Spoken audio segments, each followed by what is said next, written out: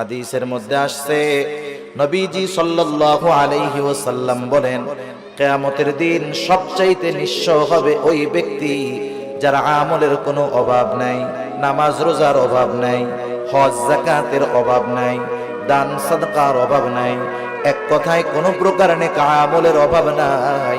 দুনিয়াতে তার একটা সমস্যা ছিল, সে বান্দার হক নষ্ট করত।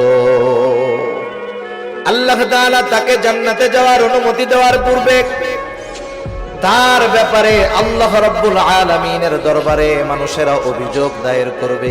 লম্বা হাদিস, আমি শুধু সারমর্ম কথাগুলা বলতেছি।